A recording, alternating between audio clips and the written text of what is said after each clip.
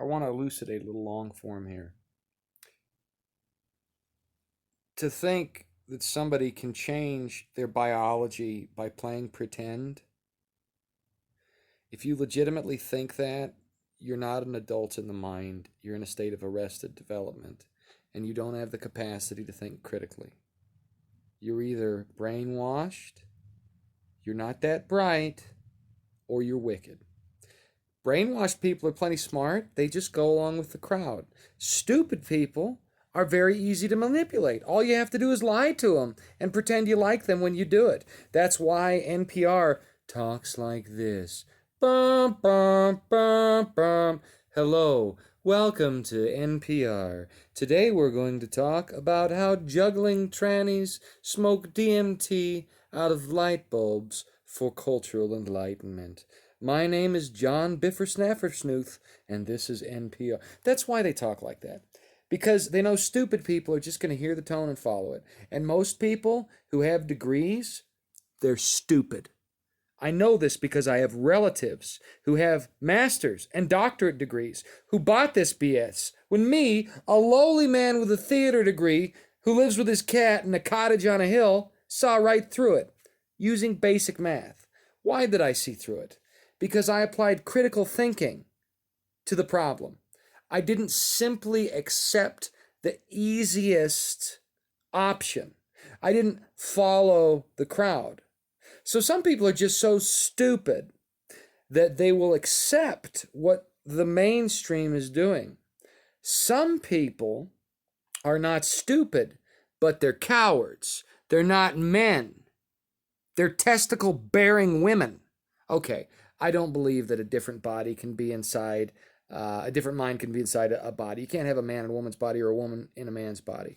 But a man who goes along with the genital mutilation of children and things like abortion and things like forced vaccines and things like mask mandates, he's not worthy of his testicles. He's ideologically castrated. So why call him a man? He's not a man. In fact, there are women more manly than him. Because some of the strongest people I've met in the last couple years in this fight against fascism are women.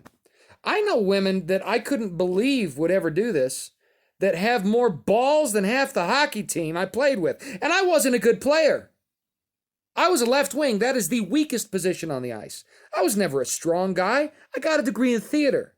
But I know women more manly than most of the hockey team players I played with because they're standing up for the rights of children while these men stay home, cower, and can't be bothered. If you're too lazy to fight against child abuse, you perpetuate that abuse through your inaction. You're as guilty as the wicked people if you go with the crowd and you know better. And that's scriptural. It says if you see the right and do it not, if you see that somebody should be doing something and you don't try and warn them, then that's on you. That sin's on your shoulders because you could have done the right thing and you didn't. If you see something wrong and you tell the person, they don't listen, well, fine. You did what you could. Now it's on them. You're good. But if you see the right and do it not, that's sin. And that's what's happened. Our men today are so castrated by their sports and their entertainment and their holidays and taking care of the family. Oh, I'm too busy to think. No, I'm too busy to think. I gotta go eat synthetic food stuff and jack off. Shut up. Shut up. Stop it. You're a liar. So you're either stupid, you're lazy and fall in with the crowd, or you're wicked. You're pushing this stuff. You know it's bad, and you're pushing it because of that. Some people on the left want to castrate children because they know abusing innocent people actually hurts God. It does. It does. They're hurting him. They're not going to damage him. They're not going to end him. They're not going to change the outcome of history. But they are hurting him. It's like when you're in a fight with somebody. Women are bad about this, but now the soy boys with the big smiles and the lack of testosterone are just as bad.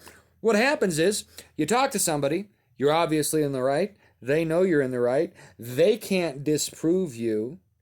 So instead of trying to reason, they attack you. Ad hominem is what it's called. It goes all the way back to ancient Rome. That's how, probably longer, that's how old this tactic is.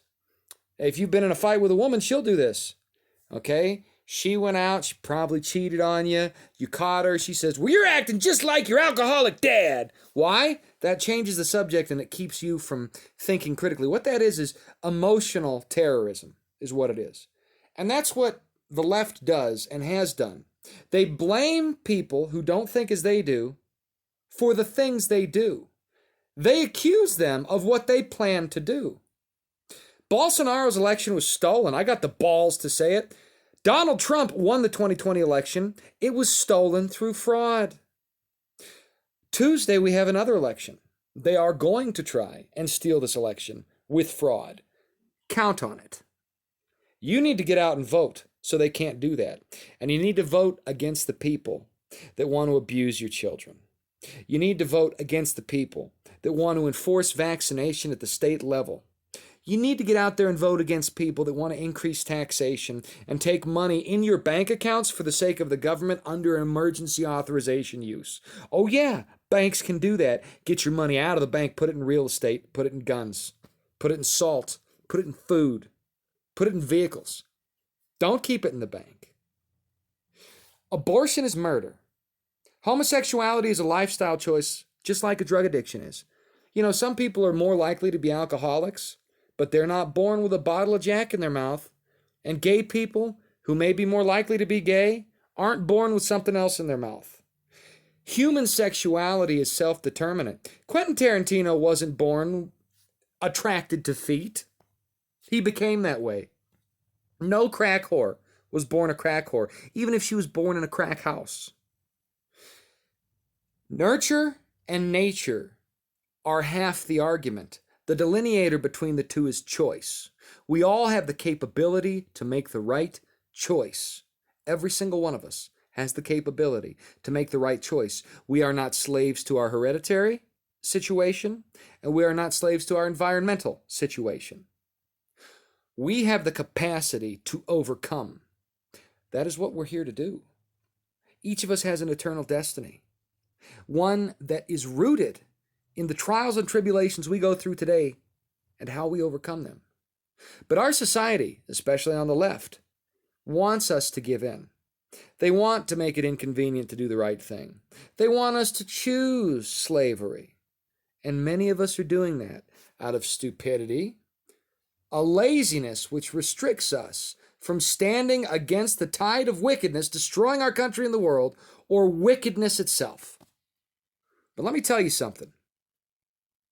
God sees what you're up to. And guys like me see what you're up to. I grew up with some of you people in Gillette. I went to school with some of you people in Casper and Iowa. I lived with some of you people in Colorado and California.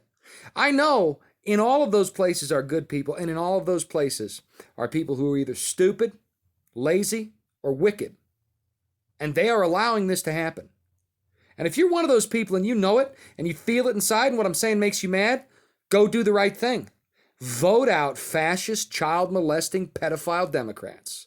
Vote out child murdering Democrats. Vote out RINOs who are worse than Democrats because they pretend to be your buddy, but they're lying to you. Vote them out. You have the ability to do that. So let me tell you what happens. If we don't vote these people out now, it's 2022. Just the same thing happened in Venezuela. Their election was stolen, and in the midterms, the people consolidated the power they had stolen. If we do not vote these people out next week, here's what happens. We either lose the country or we go to war. The only good alternative here to keep the country and the freedoms that we hold dear is to vote out the fascist bad actors who have insinuated themselves into the bottlenecks of power under oftentimes theft and false pretenses. The lying propagandists pushing spiritually malevolent cancer at an ideological level, which is perpetuated throughout not only our country, but the globe. The only way we come out of that, right now, voting or civil war. Let me tell you something. I'm not interested in rolling over, presenting my backside to the rapists of this country, looking over my shoulder and saying, do what you want. I'm not going to do that. I'm not from California.